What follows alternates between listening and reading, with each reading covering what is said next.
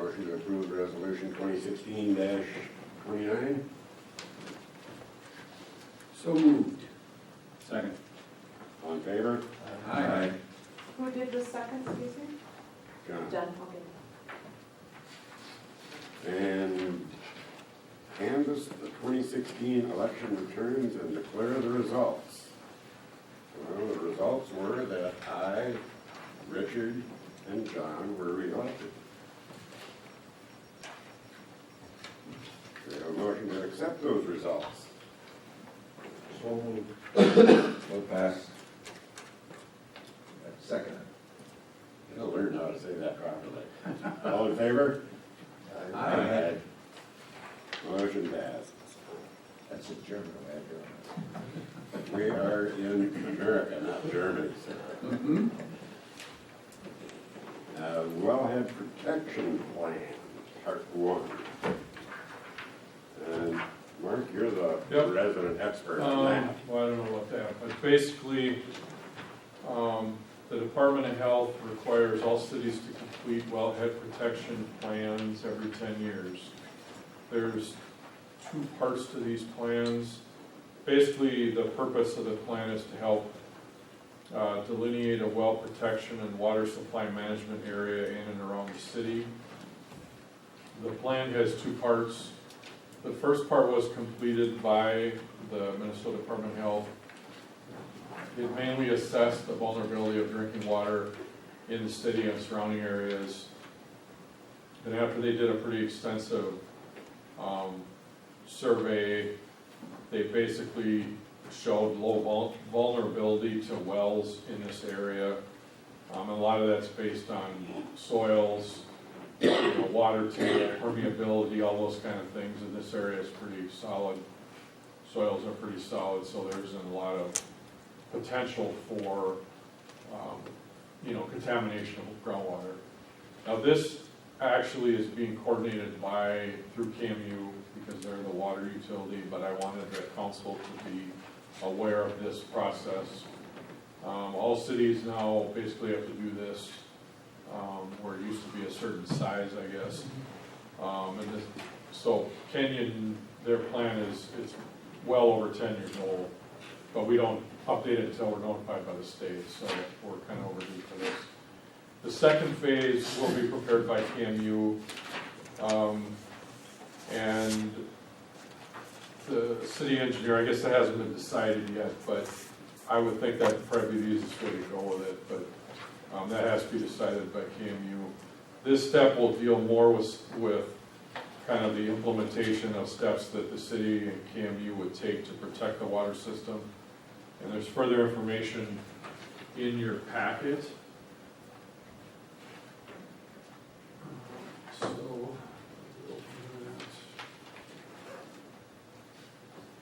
So, I put part of the phase 1, what I call applicable portions of the summary report, so you can get some idea of what this deals with. It's obviously pretty technical.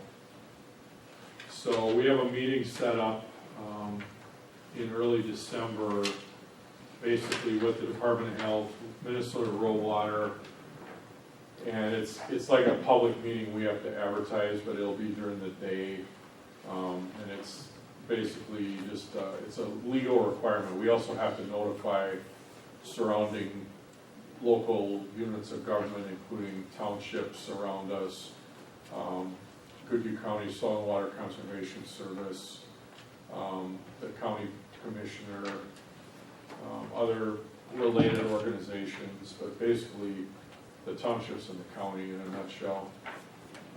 So basically, and then once that meeting is held, then the second phase will have to get kind of finalized, and I believe that's got to be done by the third quarter of 2017. So in the support material, there's mapping, there's a map of the area of what they think they delineated area of what they identified as kind of the city's groundwater Need a recharge area. recharge area. Thank you, that's a good description. And then there's also a map of the aquifer So without, I won't go through all those things, there's a map that shows the subsoil cut, wells, a map showing where there's identified wells, and then a lot of technical stuff, so. But we're not in an area of vulnerable soils, or vulnerable, which is good for groundwater, because that makes a huge difference in how you put a plan together. I don't know if you've done one in an area where there was vulnerable water, but it's not pretty as far as what you have to do, so. I just wanted to put this in the packet for information, so that the council knows if Yeah, this. we really don't need to do anything. No, I kept this, as far as the approval goes, with KMU, because KMU is the water utility, and, you know, we could have had the council approve it, but I think that it's more appropriate for KMU to do it. And then we just keep the council informed of what's going on with this, so. There we go, get down there. So I don't know if there's any questions on any of this. There's an executive summary from the Department of Health, and then the different maps and charts and all that good stuff, so.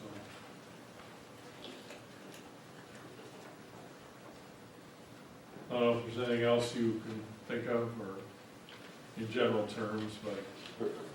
No, just from what I've seen, I would agree that Kenyon is very fortunate to be positioned, because Marjorie suggested some of the other communities where they're not as fortunate as you all are. The cost of treatment plants and everything else gets very expensive in a hurry.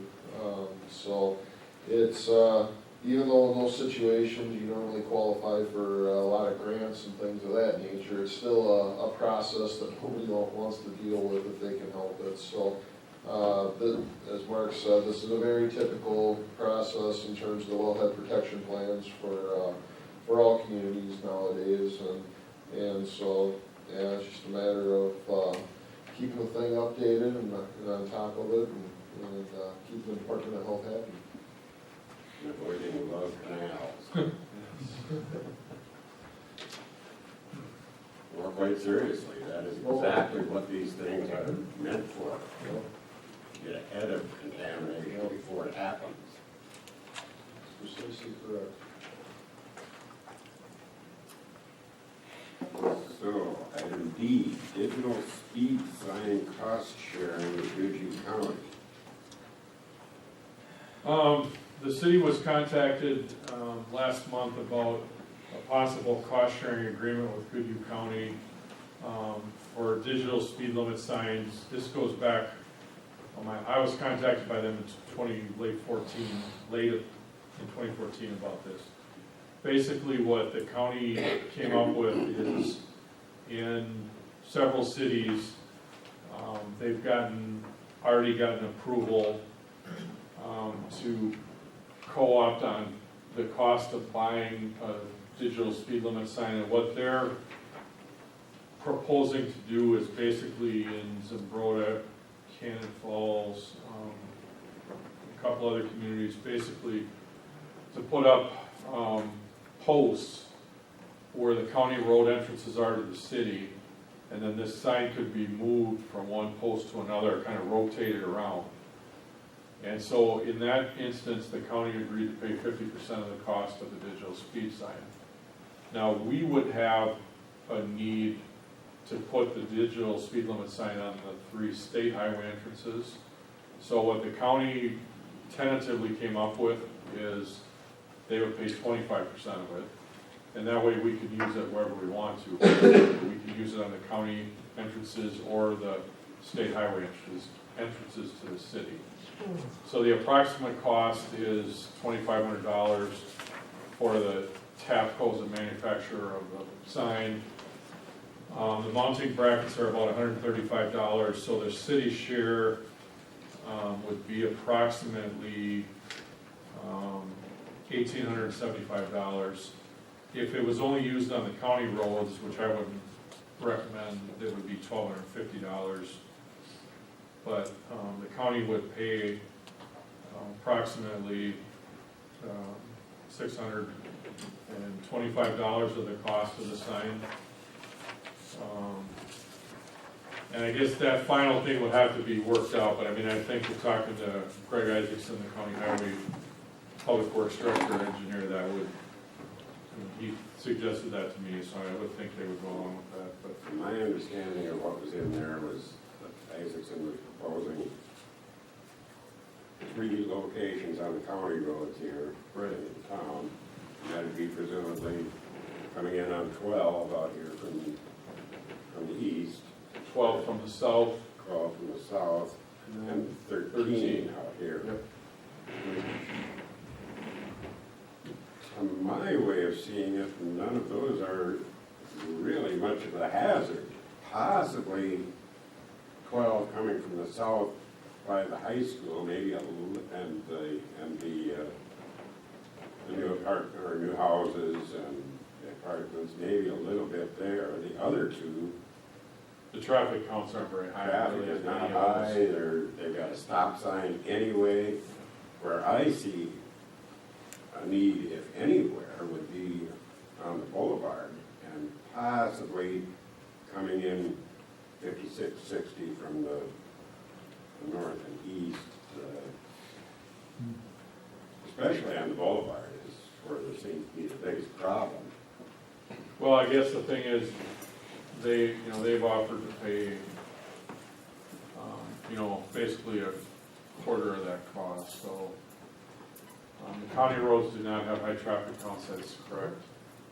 I think the state highways probably can make a case for any of the entrances coming into town, especially when you look at it being rotated around. It's not gonna be in the same place all the time, so people aren't gonna see the thing every day, and pretty soon they just blank it out. And it's not enforcement, it's just making people Right. aware, but particularly coming in from the west, it's real easy to be, I've been going 65 miles an hour for the past 15 miles, and I slow down to 45, and it feels like I'm standing still. So I think that is an issue, but how do you gentlemen feel about this? I was just looking at Lee, hoping that I could ask him what his Lock up. opinion of it. Yes, I personally think we got better places for our money. Yes, I have never been a fan of spending money in order to save money. So just because the county is giving us some Yeah. money, we still have to spend money. A discount on something you don't really need to buy Yeah, is still an expense. Yep. We could use, possibly look for something else to figure out that crosswalk. Yeah. Well, More than probably, yeah. Yeah, I'm gonna bring even that beyond up. just a crosswalk, That's that not- is a problem. People going in and out of town do drive too fast. And- Especially right after school, frankly, when certain kids with noisy pickups like to make them sound off down there. Okay, Chief, the second you walk out, then we need. So we're talking about that cost sharing, the digital sign cost sharing. Yep.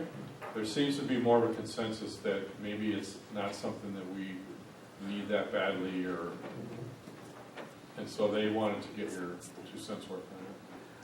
I like the signage idea for a couple reasons. Anything that can help us educate the public, I think is a good thing. We can sit somewhere, we'll get a complaint about traffic or speeding or rolling stop signs, we'll go somewhere and sit. And then, of course, we don't see the activity, which is a good thing. I'd like people to always comply. But the times that we're busy and we're gone, it's nice to have a couple reminders of, hey, this is the zone. I know we've had a few complaints on Bullis Street, the Gunderson Boulevard crossings. So I think it's nice that way. I also think it's nice to have some partnerships with the county. I like it if we would do it and then walk up momentarily, I'm sorry, because of a phone call, but I like the idea of being able to rotate a sign. So if it gets to be a problem somewhere, we can move it. I know we had some complaints on 12 coming in by Learfield's farm before. We did a traffic survey. I think the average speed, I've got the results next door, was like maybe 38 or 35 or something. But like a lot of things, people will call in and say, oh my gosh, you're driving 80 past my place. okay, they're really not driving 80 past their place, but you certainly can see them that way, so. I like it, but I certainly will follow what the council likes too, so I think in the scope of things, $1,800 for something that can help us maybe educate the public would not be a bad deal, but I don't know, whatever the council wants to do, what else? So it's Broda and Pine Island that have determined that they want to purchase, or interested in doing it, so. Another question I've got here. The state would have no problem with that sign. Would they? No, the state, we have to, well, actually, we kind of crossed this bridge already, because we looked at signs. We had a guy from TAPCO come in and show us some digital signs that MinDOT would approve. MinDOT will let cities put these signs up now as long as it meets their design standards, where in the old days they didn't, or they, unless they paid, you know, it was a project that they spearheaded, where now it's like, they realized that, you know, they can, that a lot of cities want to put them in, and they'll let cities put them in as long as they meet the design. And this TAPCO signs, they're probably they're the biggest manufacturer of the speed signs and the crosswalk signs, and their stuff is pretty well universal in Minnesota especially, but in a lot of other states, so that shouldn't be an issue. But we'd have to make sure that confirm that with MinDOT for sure. Well, I'm not ready to make a motion to proceed with this at this point. I would like to get it confirmed though whether this would be acceptable to them. Didn't we write MinDOT with Mr. Cook's concerns? Yeah, we did, and Did that they study ever get said that, done? yeah, they said they were gonna do a speed study, Oh, and they were going, I haven't heard I anything. haven't heard anything. I got a follow-up on it too. This would have been was it early 16, but it was quite a while ago. And I haven't heard anything Still about got that. that letter hanging on my boat, and as a matter of fact, it's starting to turn yellow. Yeah. So, maybe we can table it, or whatever you want to do. I wanted to ask about the crossing guards, we were going to look into that for the crosswalks. Speak up a That little. is basically. See, this is what always happens when people like Jeff come to our meeting, and you think he has never probably been here. And look at this. Has it ever come to ask the superintendent since I've been here? It's never even come. But since he's here, Yeah, okay. There you go. We were not contacted, and I know you had a citizen come and visit the council. We were never contacted by that citizen, even though the person is a parent who we interact with on a daily basis, so I'm not sure why you didn't bring that to us initially. But we have, because Gunderson Boulevard would be considered, for some of the things you described, not a safe crossing for students. We don't currently have transportation limits like many districts have. We probably will explore that right now. Basically the walking and busing zones are kind of set up on natural features. And right now, even though people who are living on the opposite side of the school, on the opposite side of Gunderson Boulevard, would not normally have transportation, the bus does have a pickup at the pool area for anybody who needs to get across. So even though they're close to school, they can hop on a bus as it comes across, because virtually, universally, the bus is the safest way for a student to get through traffic because of the structure of the bus, et cetera. So, and actually this situation has just popped up in Wanamingo too, where we were trying to do a walking, call it a walking school bus, where a volunteer would take kids across 57 who would live right on the other side, even though they're close. 57, if somebody's not paying attention, that can be unsafe. So we're exploring doing the exact same thing that was already worked out before my time in Kenyon, which is, even though you're close to school, the bus will pick you up at the pool. You just go there at the time of the stop and hop on. This particular parent, the principal checked this out, and then I actually just happened to be passing by and observed it as well. Even though they live on the side towards school, they walk across Gunderson to go get on that bus. So they're actually creating the hazard by walking across, and apparently the distance from their home to school, the distance to that bus is shorter to go to the bus, but it includes crossing Gunderson. And so I think the solution is there, either walk your kids to school, that 2 blocks in, and stay on that side, and you don't have to worry about that.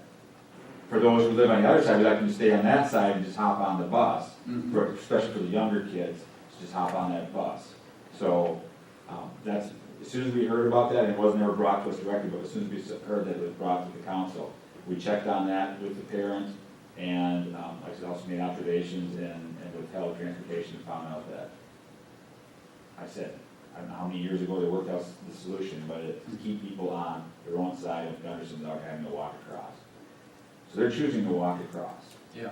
So it would be very inefficient for us to put to pay for a school crossing guard out there, when there isn't, they're creating the issue themselves. Yes. And also, crossing guards at busy intersections become the safety hazard. Yeah. You know, you're impeding the normal traffic flow, and then it becomes unsafe for the crossings, because now you have to hope that, you know, somebody's not texting or changing the radio station when they come upon a crossing guard, so. Does that answer the question? Absolutely. Yeah. So, as in many cases, we only got part of the story. It's true. Well, now we got the rest of the story.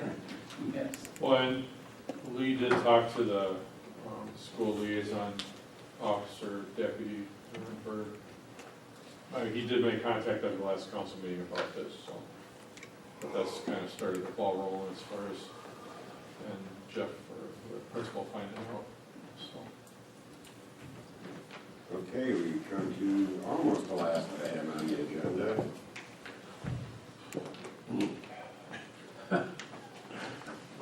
Well, I'm sitting here looking at you two and thinking, now, I'm gonna say Chief Lee, and the wrong person's gonna stand up. Not to talk about fire. Chief John Lee has something to share with us about fire contract. Well, unfortunately, I think I wasted most of your guys' time. I got a price today, and they want $4,800 to take off the top of that mound. That's what I kind of figured too, so. So unfortunately, but we talked about it, it'll be something hopefully one day we could actually get done, That's exactly what I mentioned to you when we talked about it. so. That's something that could be changed at a future date. If it Yep. really So, Didn't we have somebody that wanted it and was going to do it for free? No, that's a different situation altogether. Okay. That's on the other end of it. well, it's the same hill, but yeah, Yeah. Okay, so. so we'll Different take out location. part of it for free, and the other part is $4,800? No, for the contractor that's there now, for him to wipe the hill off, he wants, to make it all level, Yeah. he'd want $4,800. And then if he comes back in the spring to do it, he's gonna tack on another $1,500. We're talking about the same site from, but. Same hill, but only different parts of it. Right, one will take it, and the other one wants. Now, is that to fill in the? That would be to fill in the ravine area, yes. That they've created that should have been there. Well, no, but according to the plans, it was set up to be there. Yeah, but it So- really serves no purpose. It right? serves no purpose whatsoever. Right, they're supposed to drain that parking lot, right? Yep, And that parking lot is lower than the waterway. yes. So, So that was kind of an engineering screw up, right? I'm not gonna go there, but I know, but when you design something like that, you usually check things out as far as, you know, the grade level. Elevation. Elevation. Yes. Old borings, that's You know, what. this is, I know, Anyway, that's behind us at this point. Yes. Not far behind, but. Schedule of upcoming meetings, Township Fire Contract Meeting, Tuesday, December 6th at 6 p.m. 2017 Budget and Levy Public Meeting, Tuesday, December 6th at 6:30. Boy, we're gonna get through that fire contract meeting in lightning speed. Really? Well, we got, You can always try.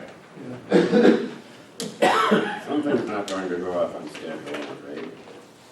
And our next regular council meeting, Tuesday, December 13th at 7 p.m. Council and staff general comments. None for me. Nor I. You had comments earlier. I did, but now I can't remember what they were. Dan? I think we probably lucked out getting our bonding done when we did, because interest rates have already gone up. Yeah. That's what we're hearing. Almost a 0.5%. They're starting up now, but like a lot of other things this year, let's wait a few months and see where it ends up. Rich? Just want to thank Jeff to kind of highlight or to kind of enlighten us on the school crossing, because that was kind of a big concern for us. And Yeah. now that that kind of got straightened out, it's kind of a relief. Appreciate it. And I'll be mea culpa a little bit, because I talked to Jeff about this at another meeting, and he emailed me back, and, oh, well, that's no issue there anymore, and I probably should have shared that with the rest of you. But you got it now. Motion to adjourn? I move. Second. All in favor? Aye. Meeting adjourned.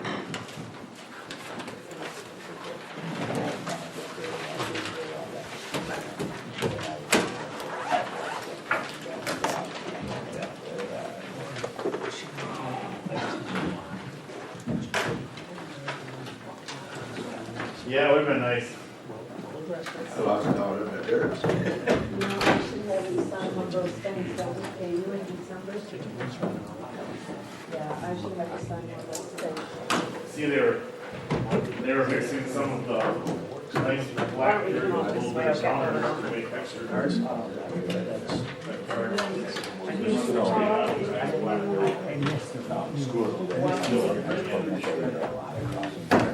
Yeah, I saw a few truckloads of Oh, yeah, a couple of them. black and stuff. Cut down. Yep, they all, yeah. Yeah. Down with that, I'm assuming that's a dirt cost. Well, they're all bunch out to church. So this package is, You have to walk. Twenty some of those black. yes, sir. Right, You know, and he thought it was okay. They didn't want to turn in. So, yeah, that's his truck. next time, screw up, he had a bus. Yep. When he was taking dirt off the hill. That was not black church. That's what he was mixing with the black dirt to make more stuff. So I told him to take as much of that as he wanted to get that hill down as low as he did that. But, No, that's what did make sense.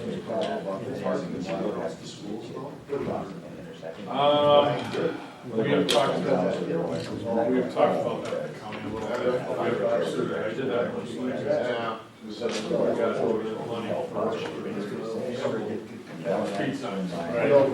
Yeah, what we're doing, we got, Yeah, you know those, you know your crosswalks down below, so ones that are activated by pedestrians, they're like $9,000. I talked to him. Yeah, there He was was one happy. So I'm assuming he's done it. Yeah, that's what I told us, but yeah, that would be a good location for something like yeah, this. And that's where I thought, I just figured we're gonna take that and push it. Crosswalks. Did check. other than that. Maybe wait to use it up. I talked to his guys and the guy said, yeah, See ya. with that dozer, it'll take me probably 2 hours. So I was thinking, $1,000 tops. I was kind of shocked. What's that? 2 days. Yeah, obviously didn't want to do it. Right. Nice high enough and say no. Build that bridge and push all that back there.